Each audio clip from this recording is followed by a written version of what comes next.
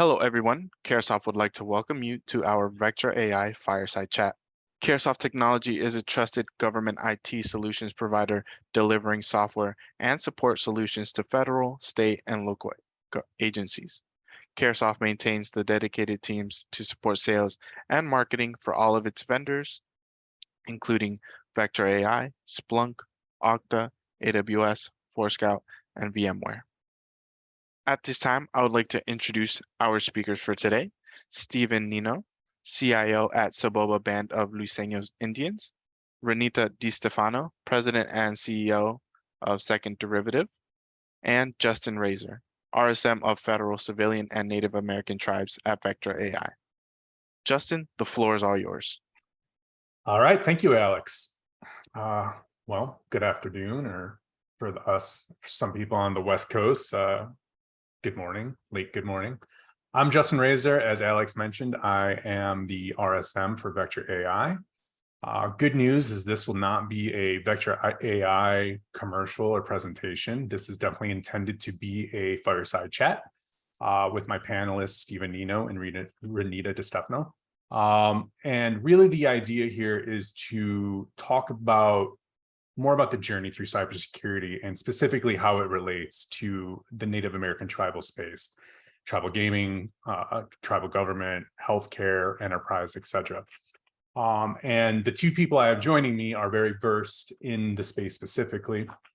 And actually what I'd like to do is have each one of them real quickly talk about their journey through cybersecurity, just as in their current role or even their previous role. And then we'll get into a little bit more kind of conversation and dialogue that we hope is beneficial to everybody who's joined us today. So actually, I'm going to let Renita go first. And Renita, if you'd like to kind of just give us your background, how you got your start in cybersecurity, and kind of what that journey looks like or has looked like up until this point. And then after that, we'll kick it over to Stephen and do the same thing. And I'll be quiet. Thank you for that kind introduction. And again, I do want to echo the gratitude and thanks for Vectra and Caresoft for bringing this fireside chat together, and for the attendees and for the panelists as well. I can guarantee you, while I'm a panelist today, I'm going to learn something, because what I know is that it's important that we keep having this dialogue. We keep talking about cybersecurity and what it is that we're doing, what's working, what's not. And that we have those conversations frequently and broadly. So, I'm going to take something from a panelist today or from one of the attendees today, and I'm going to learn from that. I can guarantee you that. So a little bit about myself. I am the president and CEO of Second Derivative. It is a advisory services organization or firm. One of my wheelhouse items, I guess, if you will, is in the area of cybersecurity. And it's because I really love it and I'm good at it. So that's kind of where you tend to want to do your work, right? Is something that you love and something that you're good at. But leading up to, my role as, the head of a new company, and that's very recent, September timeframe. I was the chief information officer for Seneca Resorts and Casinos. I am a tribal member of the Seneca Nation as well. I also, just before that, was also the chief information security officer. So the CISO and then the CIO. I used to joke with my boss and say, you got to buy one, get one free, brain, right? Because typically those two things don't happen together. But lucky for them, about 15 years ago or so, I started down the journey of doing cybersecurity, and just want to acknowledge everybody's journey looks different, right? There are no two people, no two tribes, no two organizations where their journey is going to look the same. You might have some elements, but where it starts and where you are now is going to be different for everybody. But it was outbound of a bunch of audits that were happening, and honestly, nobody knew how to talk to the auditors. They didn't know what they wanted. We don't know what they want us to do. And so they created a position, director of IT security, for somebody to do the job that, quite honestly, nobody really wanted to do it. Because it's hard to change. I think a lot of people on the phone can relate to this, is that you inherit, right, systems and settings and, all those things. And so, that was my journey, was figuring out how to untangle it. Basically, changing the engine while the plane is flying, right? You can't break anything, but you got to make it secure and you got to make it harden. And I've been doing that for about 15 years, learning along the way, earning certifications, and just getting it done without, the key word is without breaking stuff. Oops, I was on mute. Excellent. Stephen. Yep. Sentiments to Renita's. Thank you for joining and obviously keeping this engagement as far as speaking about cybersecurity. I think it's very important to continue to do that as we kind of grow. Stephen Nino, CIO. I've been at Cybersecurity for 16 years, so I'll probably keep it focused on that. We've seen the cybersecurity piece of it grow from a small IT group to enterprise level, where we have resort centric with tribal organizations all communicating in a centralized approach. So that journey model that Renita speaks to, that trial by fire, inheriting systems, it's very real in the tribal world. I know it happens pretty much to every tribe I've ever spoken to. They have had to kind of learn that along the way. And the sentiment about the auditor coming in and having to take on that role, make sure that you're obviously doing that, is not necessarily the first thing that everybody wants to jump to. But just like everybody else, we all start at that maturity model. For us, I think we've definitely grown from the cybersecurity hygiene approach and reactive approach to then move ourselves into the more proactive approach, as far as being able to really, threat hunt and actually look at cybersecurity as it's occurring in a live kind of active process. So for us, everybody's model is different, but we're a cybersecurity team of one. And with the buy one, get one free Renita approach, it's the same thing. I'm a cybersecurity major, so we get to wear that multiple hats and kind of make sure that we fill those gaps within our organization. But along the same lines as Renita's speaking to, is everybody's on their own different path to cybersecurity, but all trying to head in that right direction. So these conversations and speaking about what can help and really, kind of point people in the right directions, I think is great. So, and actually, obviously, we've all had the benefit of knowing each other for a few years. And actually, the common reoccurring theme in my journey through, I guess, the tribal space has been TribalNet and Tribal Hub, which is, I would assume most people on the call probably know who that is. If not, you should definitely go check them out. But that's what brought us together, and it kind of proves their point of like bringing the industry and the tribes together. But again, in the theme of that, we've known each other for a little bit, so I know a little bit about each other's kind of situation as far as what they've done and their trials and tribulations, or how they're perhaps doing things. So in an effort to steer the conversation a little bit, and touching back on you specifically, Stephen, on and Renita to an extent, that army of one, effectively, how is Saboba working in that model? Like, what are you doing essentially, with both, the government side and the gaming side and then the other enterprises that Saboba has? How are you doing in that? What is your kind of, what does your model kind of look like? No, that's great. The idea of doing more with less is definitely applicable here at Saboba. So with us, I mean, we have the gaming side that is transactional based resort, golf piece of it. We have the tribal side of it that has education, tribal government piece of it. For us, it's we've taken that approach probably back to 2012, where we married the two and have a centralized management approach. So with that centralized management approach, we've kind of taken that initiative to take our cybersecurity hygiene that we've been doing, kind of to proactively do our scanning from Nessus, our external auditors coming in and doing an annual assessment to ensure that we're providing those audit pieces that we have to do for internal compliance, but really sharing resources and making sure that we're leveraging what we like to say our buying power, and ensuring that we're using one tool to monitor our entire organization instead of having two separate directions or two islands of automation. So what we've done just recently, we've implemented a centralized SOC. The reason being is we have an army of one. An army of one is only as effective if they can only go to one source of truth. If they have to go to multiple sources of truth, then they're going to have to figure that out and then have to go to the process of determining what's priority, what's an issue, and in different directions. So having that centralized approach and one centralized piece of truth has really been our direction just as of late, and kind of our proactive approach to cybersecurity instead of having that reactive approach. So we implemented, not to shamelessly plug a name, but Vector was our central SOC services that we've implemented just recently, the last 2 months, and it's been something that's helped tremendously for our operations and how we respond to our incident management team.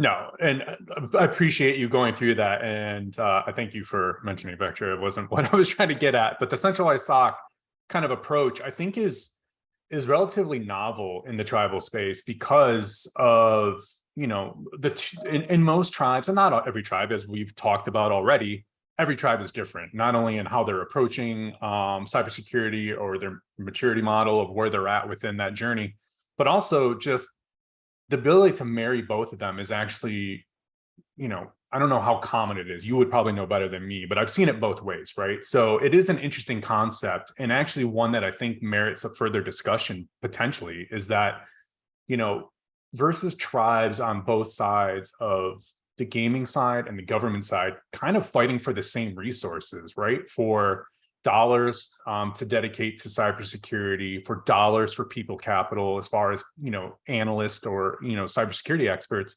Does it make more sense in some sense to have a centralized SOC for the entirety of the tribe versus trying to fulfill both of that in different manners through both sides? And Renita, this kind of comes back to digging a little bit further into what you talked about, and that you've been on both sides now. You are, as you mentioned, you've been a CIO for a tribal gaming entity, and now you're on the other side of the fence in more of a consultative role, running your own business that is working with CIOs to consult them on best practices or incident response plans. What has been, in your opinion, how does that look? What has your perspective changed on, when you were a CIO versus now when you're trying to actually help CIOs do what they need to do? Or, maybe talk a little bit about just the perspective change, if any, that there's right.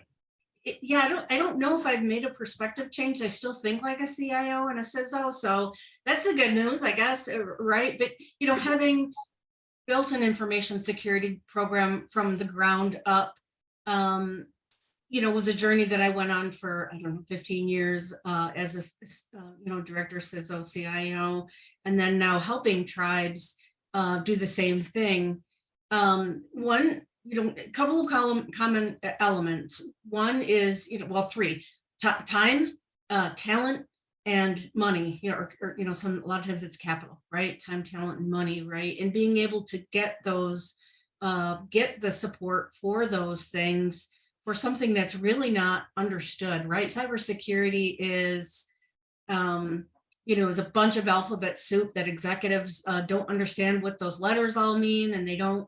And sometimes it's difficult to have have those conversations about return on what I call return on seatbelt investment, right? So you're not going to grow incremental revenue by having, this system in there that tells you when, you're getting spam or, you've got a bad email coming in the door.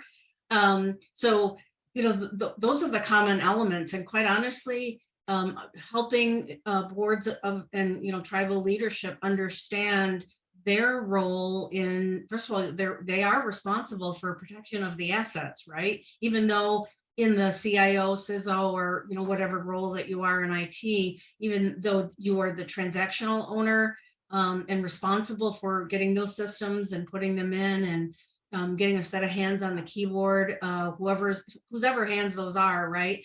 Those are the three elements that I hear: time, talent, and money, and being able to get support for those things along the way for something that's really not understood. It's super nerdy to talk about sometimes, but you have to have those conversations, and that never changes, no matter what seat you're sitting in. I agree. So from being on the consulting side, now what I hear is the same thing.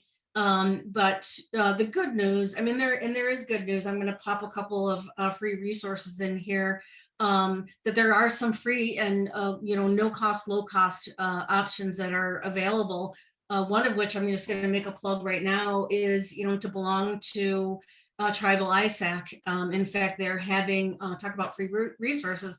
They're having their third annual cybersecurity summit coming up in March, which yours truly will be a panelist on. So if you're not sick of hearing me talk, then please join. Even if you are sick of hearing me talk, I'll be talking about a different subject, specifically incident response. So yeah, that's kind of my feedback.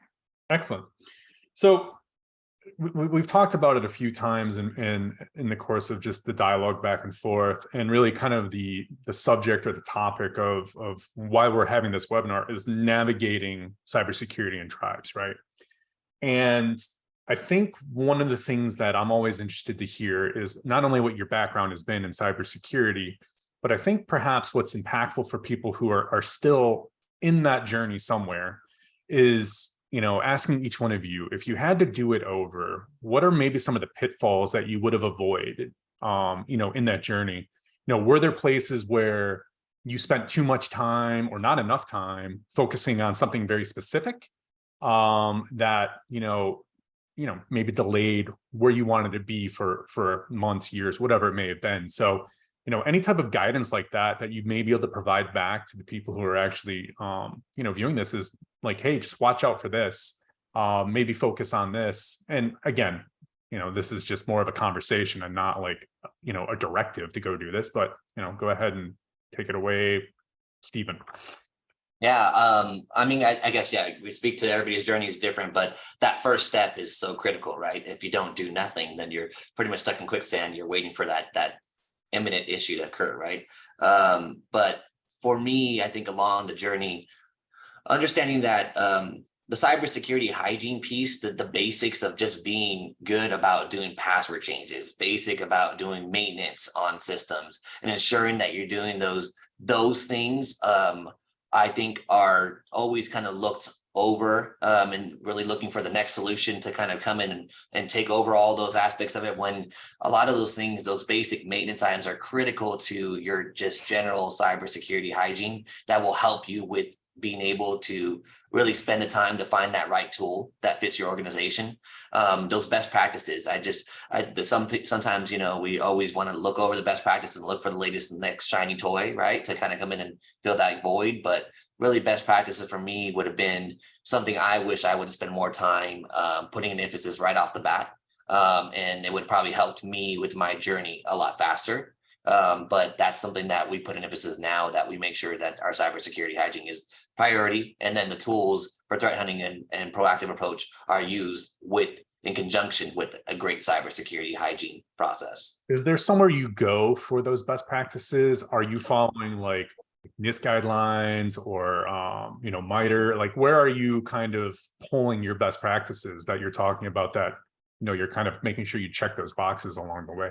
Yeah, so I mean, NIST is kind of integrates for gaming for GLI 27, the gaming laboratory pieces of it, for a regulatory piece for audit internally. But we have a lot of external sources. I know Renita already spoke about Tribal ISAC, part of that as well.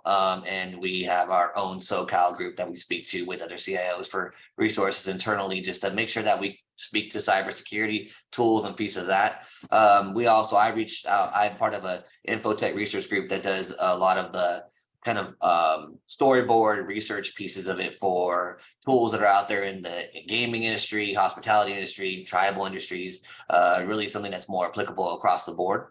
So really just having those resources available to me has been a wealth of information to really help make sure that everybody's pitfalls are put in one spot. We look at them as a whole and really help guide that path a lot faster, so that we can help all tribes succeed in cybersecurity, because it's a threat to everybody.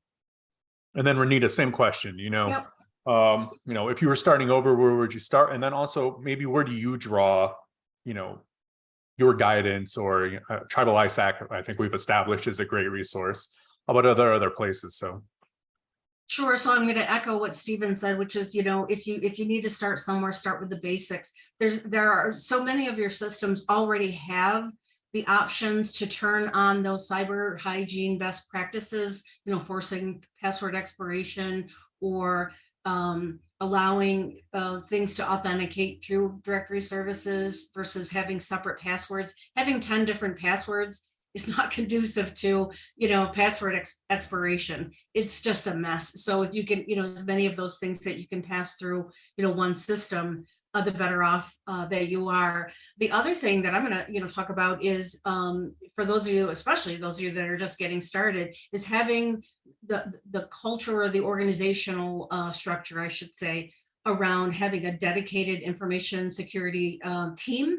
I know Steven's a team of one, but I did build, an InfoSec team. And one of the things, I don't know if it's a mistake, but we weren't quite sure how to do it, was having a dedicated team for that. Now, believe it or not, it impacted the humans in the sense that people started to feel like that's their problem, right? Oh, InfoSec's gonna tell us about that. I don't have any responsibility in the cybersecurity space because InfoSec does that, right? And so, that was once those silos started to build, breaking them down was hard to do. And so unless you have a team of 100% cybersecurity evangelists across the board, it will never work with having a dedicated team where it's only their responsibility, because they'll be running around fixing things that, others have, not been hardening their images. And then, then they get scanned and like, oh, you got vulnerabilities. And so it just, becomes this concrete friction, I guess is the best way.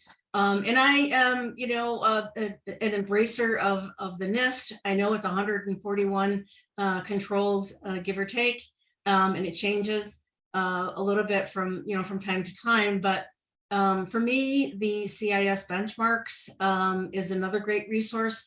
I just like the wording better and the mapping that comes with it. But there are if you Google it, or maybe I can send it to you guys after this, there's a mapping to all of that maps ISO, ISA, the NIST, CIS benchmarks, PCI, I think HIPAA, a couple of the other ones. But the bottom line in that, well, you could go and look at it. It looks like an eye chart, if you will, right? Cover your right eye and read the lowest line that you can, because there's so much to it. The bottom line is the same. The frameworks all say the same thing, right? Stephen talked about cyber hygiene. You don't need a shiny, cool tool to, force password expiration.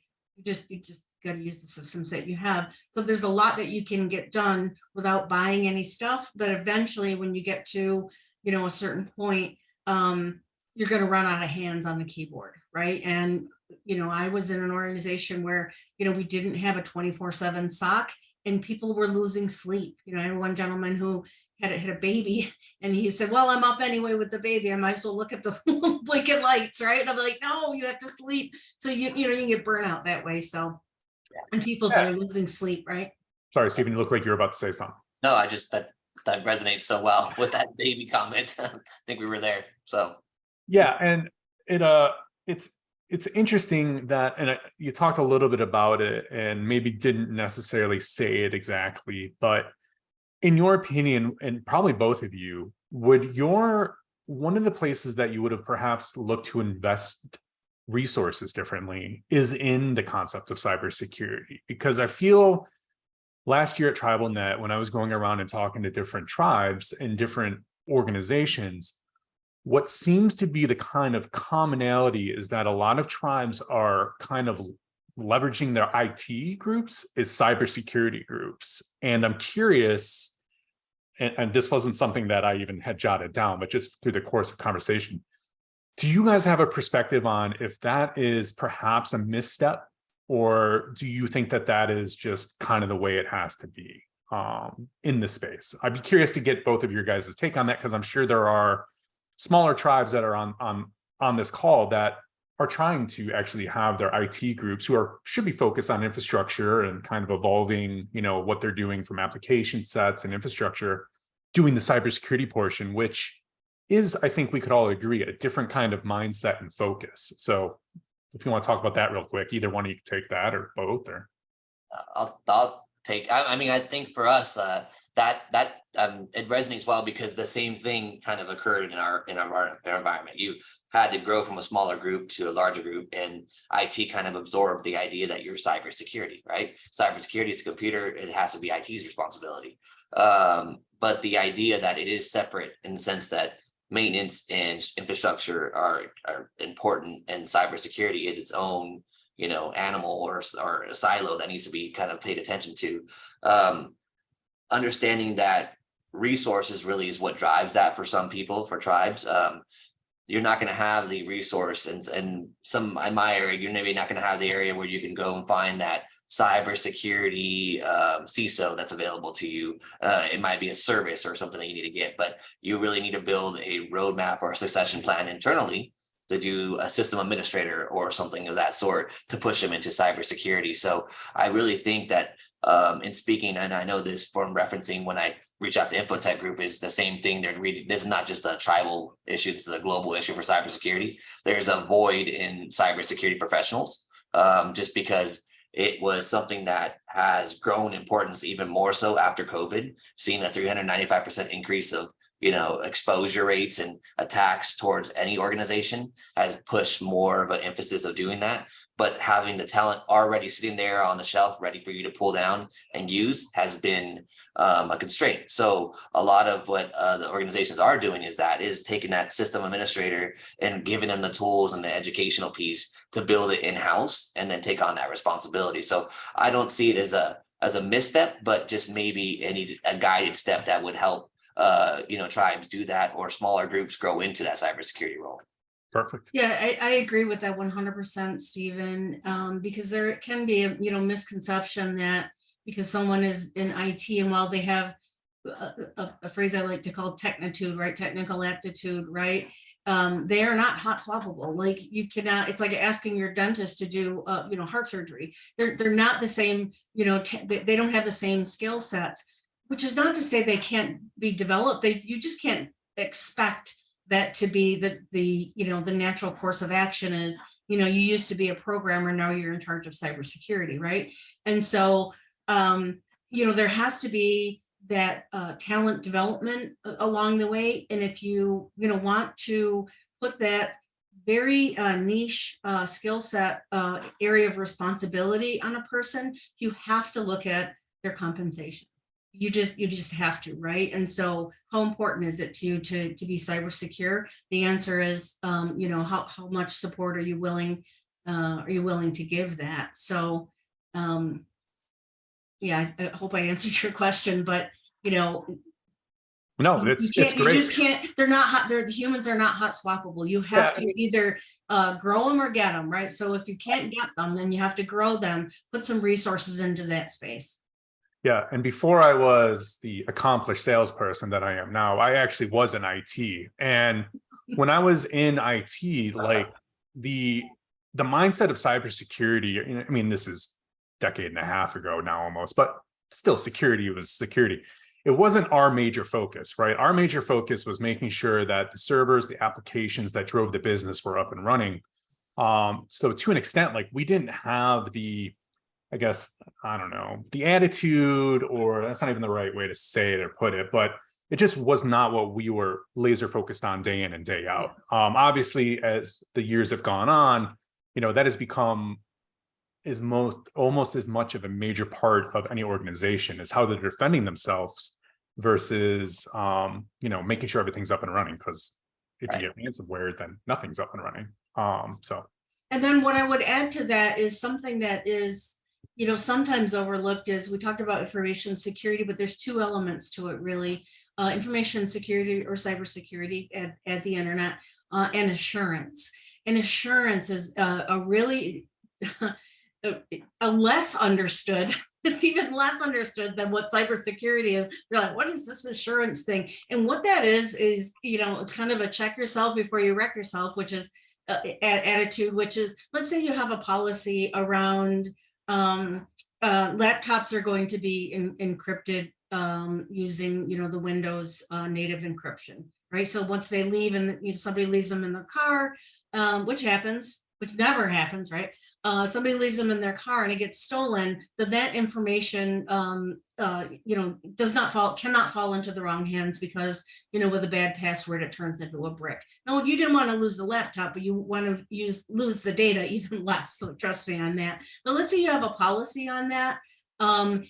You should be running a quarterly or some periodic check against your laptop environment to say, hey, in the, passing out laptops at the beginning of COVID times, we missed a couple, right? And they're not encrypted. And so, get it back in the building and let's get it encrypted.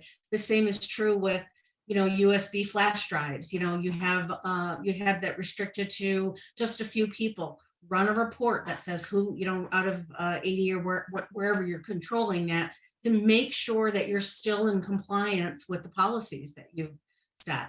You'd be surprised if you let something go for 6 months and you start doing assurance checks. It's kind of like check it before the auditor does. You find out that you missed a couple of terminations along the way. Somebody was termed and you didn't find out about it until late, or whatever those words are. So assurance is the natural progression from information security to information security and assurance. And you should be checking those things often, because if you don't look behind in the rearview mirror a couple of times to make sure that you are still in compliance with what you said that you would do, you could find yourself surprised in a bad way. Hey, everybody. Just wanted to jump in real quick. We have a question here for Renita. It says, Okay. I heard you mention that there is a talent deficit in Indian country specific to cybersecurity. Do you have any recommendations on what can be done to address that? Yeah, thank you. So I mentioned one, which is, join Tribal ISAC, and Tribal Hub, Tribal Net. They are a community of like-minded individuals who are just trying to figure this out, just like everybody else. And they are, tribal. They work for tribal organizations, and so it's a community, I guess, if you will, of people that are really just trying to help each other out.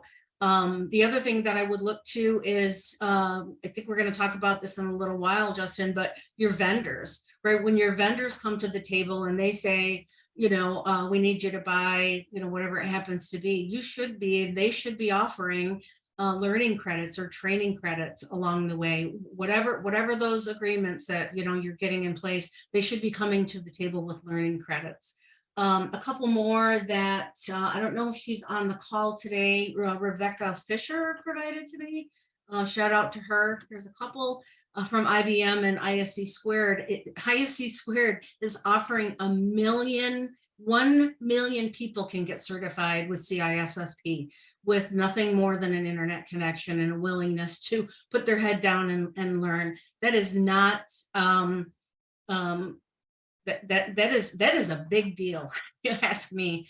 Same thing with IBM recognizes that there's a talent deficit out there as well. So there are some no cost, low cost options. You just need to have a willingness to learn and put your head down and pick up the phone and call for help. Call me, call Steven, call Justin, call any of the people on this call and ask for help, because everybody, especially in the tribal community, is willing to help, and they might not do the training, but they can connect you with the right people that can help you do that. And there are all kinds of options. If you're not a learner who can just independently watch a video on the web, you need something in person, you need something kind of hybrid. I've heard in my travels, people say, I can't go to college. It's not right now, right? I've got, 3 kids at home, or whatever those words are, right? It's just not financially feasible. Help me out. So we have those resources.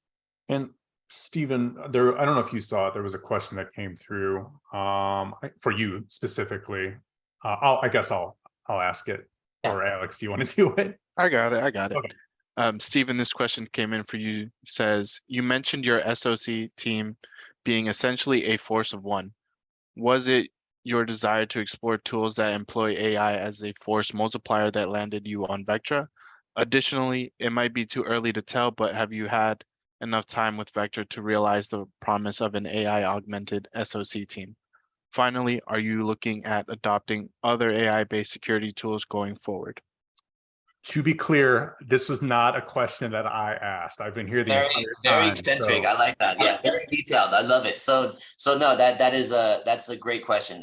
The reason why we did go that direction is that machine learning, the AI piece of it, being able to leverage that we have less resources, having some of that proactive approach being done from a tool is definitely what we wanted to accomplish from a centralized SOC. So having that being able to give us, those actionable data and that actual information, that one source of truth was definitely the component that led us down that path of more machine learning and being able to leverage those tools. As we look at everything we do centralized for our organization, we're trying to leverage that piece of it, of having that machine learning piece of it. So it has been fruitful so far. We've already seen the benefits of resources and time, just because we have limited resources, to be able to decipher what is important and what's an actionable item, and how to kind of proactively, take those incidents and then respond to them. But I guess we're still in the infancy stage of it. So to me, to speak to specifically about how Vector has helped us, we're still learning the tool as we're kind of going along with it, with the learning credits that I think Renita speaks about. We're learning as well to use this tool and use machine learning in our environment more effectively. And the idea is to continue down that path, just because it makes more sense from a proactive approach to use machine learning and have a 24/7 SOC environment available to you. And then having the elimination of maybe having human error in between, and having that be more of a data specific driven decision is really what we're trying to get to from an organizational standpoint. yeah, I mean, and I appreciate whoever asked the question, and maybe they were setting me up, and that wasn't necessarily, I hope, the point of it. But stripping away the company that I represent, I think in really multiple layers within your ZTA, your defense in depth type of approach, whatever your cybersecurity kind of goal you're working towards. And I think it resonates even more so within this space because of the having to do more with less. I think there's a huge potential, for AI and ML to really kind of shore up where there's potentially lacking of actual individuals who, because a lot of tribes aren't going to have entire SOCs or entire analyst teams to kind of manage everything. So I think AI and ML is really kind of a boon as it relates to this space specifically. And actually, to be quite honest, it's one of the reasons that actually brought me to the company I'm at now, is through the lens of tribes. Like, tribes is an area of focus where there's maybe not enough resources, or they're kind of undergunned. What type of technologies can assist tribes in being defensive and keeping their people and their cultures and their enterprises safe? So that's how I looked at it as I was going through and essentially investigating where I wanted to end up after I left my last place. But Renita, I don't know if you have any kind of thoughts on AI, ML as it relates to cybersecurity, and maybe you may have a contradictory kind of perspective on it or not. So yeah, I don't think it's contradictory. I think that having the humans and the machine learning and the AI be part of the same team, if you will, because if you think of it this way, what AI does or can do for you is to say, in very basic terms, if it looks like a duck and acts like a duck, hey, that might be a duck, right? Or you can have it fine-tuned to say it looks like a duck, acts like a duck, shoot it, right? But where the humans come into play, they will know and be able to examine and validate false positives, or or myth bust them, I guess, if you will, because they know what's going on in their organization. So you have to have a complement of the two to say, nope, that's just a kiosk, right? That's what they do. That's the behavior that you would expect, although it looks like an anomaly to a machine or to AI. You add the human element. But what it allows you to do is spend less time validated every single thing, and more time on just the things that you just are scratching your head over, right? Did I say that well, Stephen? I agree. That's 100%. I agree. I mean, that's the piece. The fine tuning is the key, but that's really what it does, is takes that broad spectrum and look over everything else. So you're not having to look at all the 10,000 foot everything. Right. And it's because, I mean, also, it speaks to one of the points that you brought up earlier, Stephen, about how there's a deficit of cybersecurity professionals, right? Not only is there a deficit, but cybersecurity professionals also get incredibly burnt out when they have to kind of mitigate and deal with what Renita just talked about, which is just getting fed events over and over and over that may not be anything, right? They may be trivial, they may be just normal operation in the environment. That's where AI and ML and technologies that kind of encompass those can kind of assist, right? Like, hey, analysts, let me chill it out for you a little bit. And here are the things that are really important. The rest of this is just noise. So yeah, and to your point, Renita, that's the goal, right? Like we're trying to develop tools as an industry, or should be developing tools as an industry that work in conjunction with the human that is sitting there and is responsible, right? Making their lives easier. So maybe they don't suffer as much burnout, or they're able to catch things faster before they become problematic. So that was a great question, whoever asked it. And thanks for both of the panelists for, I think, coloring it in a very good manner.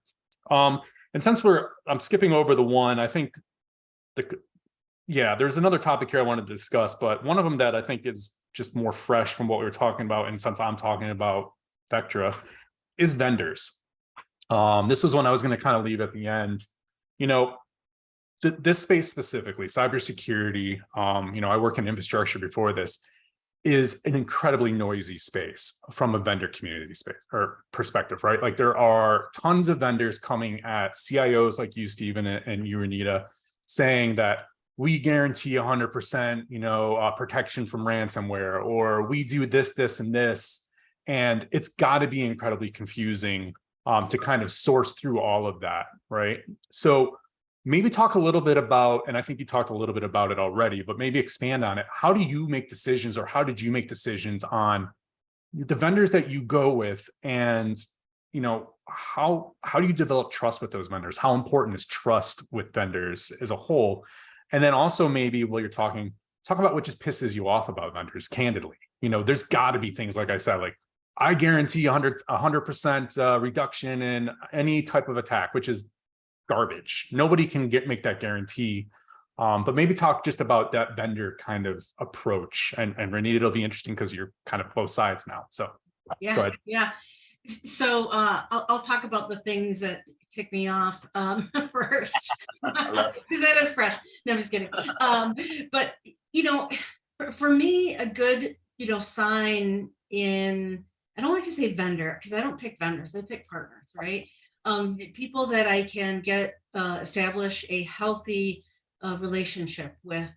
The first good sign is how much they're listening to meeting your needs versus trying to sell you something. If the first response to your email is a shiny, glossy brochure, that's not a good sign. And maybe they're just, new to the business and not as well versed as some, but a really good sign for me is somebody who's willing to listen to what are the needs of the business, and not specifically just cybersecurity, right? If I were talking about CRM, for example, and that's not something that they do, if they're interested in knowing that about the organization, that's a pretty good sign. Another is, if they come to the table with learning credits, tell me what your value proposition is to my organization, not just the shiny tool that you're going to sell me that's going to start dinner, right?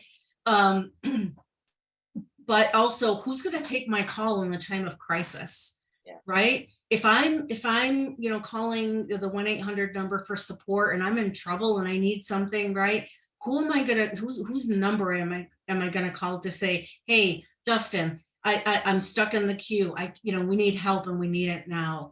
Those kinds of things. But yeah, another good sign is, when a vendor comes to the table or a partner comes to the table with a proposal that talks about periodic health checks, right? We're not going to just sell you something and say, get the check and walk away, turn it on high and walk away like the stove, right? Just, we're going to help you to understand what your total cost of ownership is as well, right? If there is, if you didn't understand that you're going to need a set of very specialized hands to put on the keyboard if you buy that tool set, shame on the vendor, right? Because if they walk away and nobody's using it, it's shelfware. So Yeah. those are the kinds of red flags. And, on the opposite of that, the contrary to that is those positive signs to me that tell me, I'm going to tell you the truth, right? If you buy this tool, you're going to need to dedicate a resource to it. Mhm. And this is what the talent set looks like for that. If you don't have that, you're going to have to go get it. Because selling you something and then knowing that you don't have a set of hands to manage or administer that thing is a sure sign that they don't get me and they're interested in sales.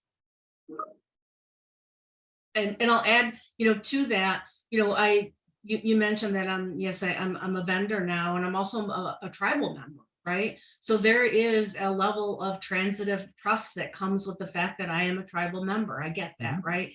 But I'm also very cognizant of it, and it's one of the things that keeps me up at night is my word is my brand, if you will, right? Because most of the work that I do comes from referrals from people who I've done work for, who either in the past or in my current role. But I take that very seriously. Is that I'm not going to give you advice that is not solid advice, and I'm not going to sell you something that I can't do. Excellent. Stephen, I mean, Yeah. I would love to hear your take and why you actually still even talk to me, because I'm a vendor.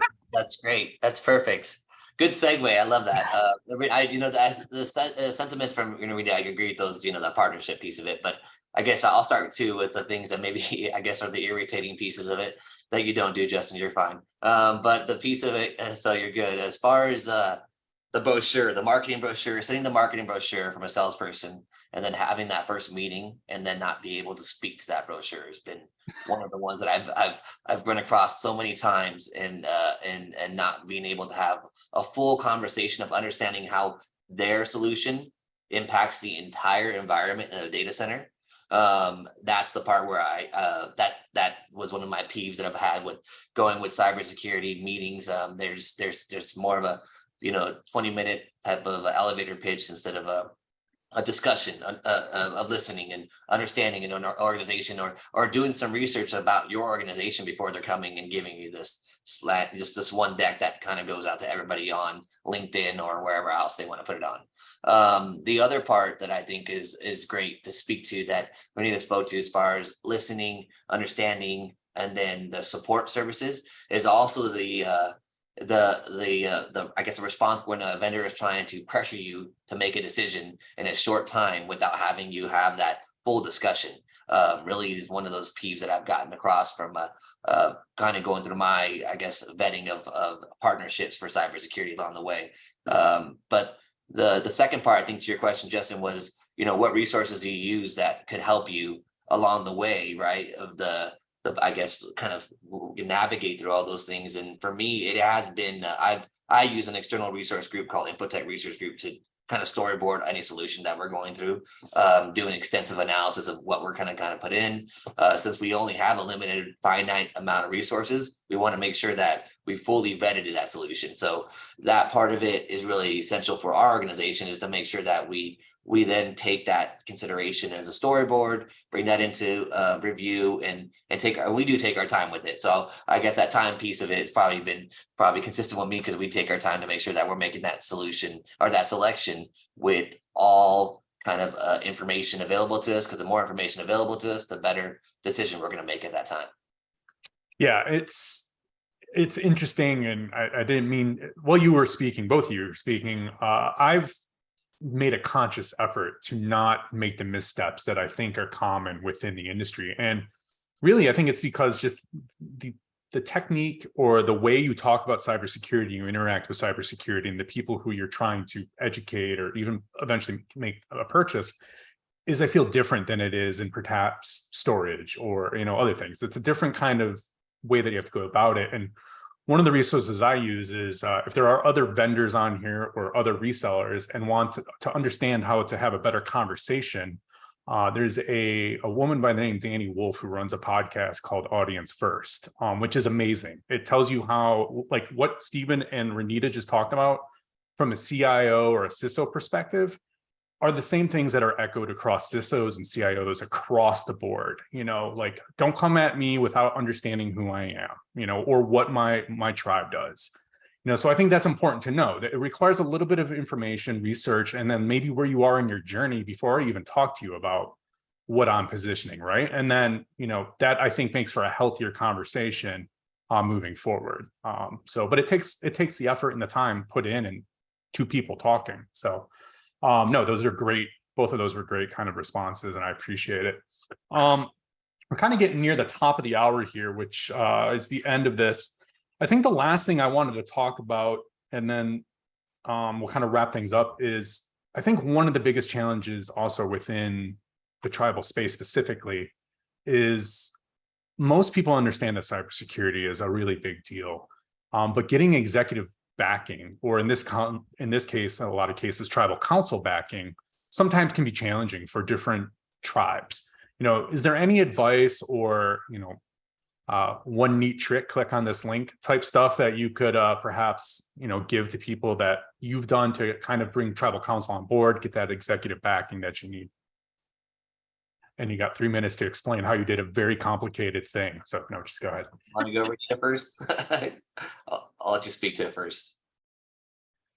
So, one of the best ways is to reference something that, if, for example, it's a board or tribal leadership, that they would be very familiar with, which is, the Institute of Internal Audits describes in very, very succinct words what the role of executives is in protecting the information assets of the organization. And especially for tribal organizations, a lot of folks focus on the revenue that's associated with gaming, and while that's not, that is a big deal, right? The crown jewels of many tribes live in the language artifacts, the recordings of tribal elders, and their health information. So these things can be life and death, right? And so, while irreplaceable. I mean, revenue, gaming, right, lives, revenue. Losing revenue is bad. There's no doubt about that, right? There's 100% no doubt about that. But the crown jewels of many tribal organizations lives in the cultural artifacts of the organization. And if they're lost and not able to be recovered, that's a very bad day, right? That's a very bad day. So, just painting it in the perspective of tribal leaders who understand, education is important, elders are important, children are important, right? These are the reasons that people get into those leadership roles. So painting it in that way, and then adding, because a lot of folks are exposed to, internal audit or the audit function as well.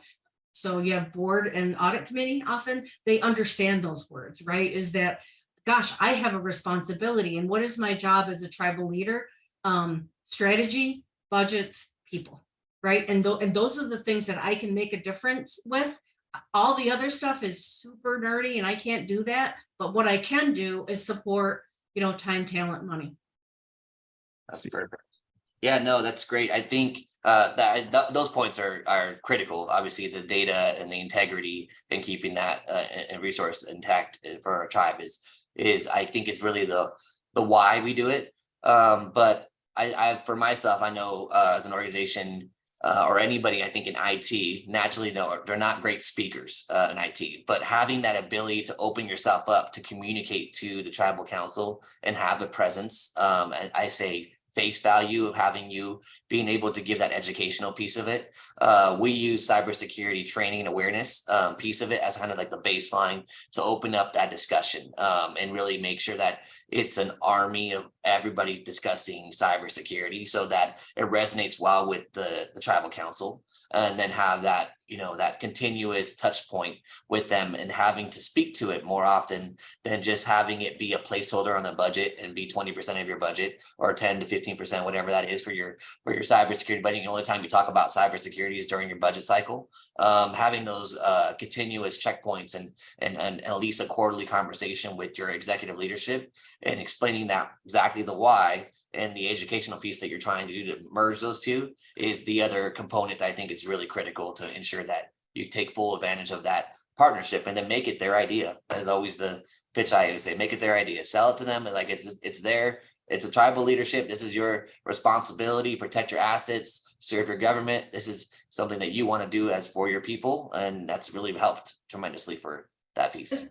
And I'll just add to that real quick, Stephen, is, during a lot of times these conversations happen or they're, they ask the question when something hits the headlines, right? So-and-so just, tribe, what are we doing about cybersecurity? And I would say, we need to be having this conversation in a different context, which is not what are we doing to defend, what are we doing proactively? And that's the sign of a more mature organization, is that they're talking about it in terms of in proactive terms versus when the headlines hit and it becomes the buzz.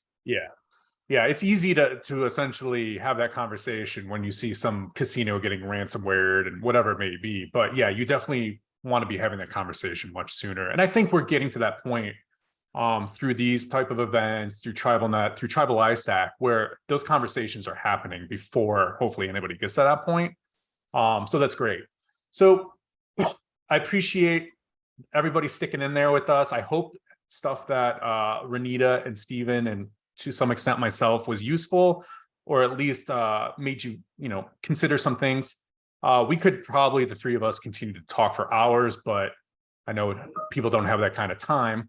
However, if you could go to the next slide, Alex. One of the places that Renita mentioned that you can continue the conversation with other like-minded people in the tribal space specifically is Tribal ISAC. I've included a QR code here that should take you right to their website. It's a great resource. The other thing to mention too is I don't know anything else that is behind that website because they don't let vendors in. So it's definitely a safe space for, like I said, like-minded people to talk. And then next slide, Alex. For I think the three of us on the call, all three of us should be representative in some capacity at both of these upcoming events. The IGA conference is in March, so about a month away. I will be there. Renita, I know, will be there, and I believe Stephen, it's pretty much right in his backyard, and he'll be there as well. So if there's an opportunity to kind of connect in person, if you'll be at IGA, we'd love the opportunity to, whatever that looks like. If it's over a drink or just somewhere else, that's great. Just reach out to us. We'd love to have a conversation. And then, of course, TribalNet, also in San Diego this year. It looks like I'll be spending a lot of time in San Diego. Is also a great place to connect with all three of us, and then your peers, and then kind of continue the conversation. And next slide.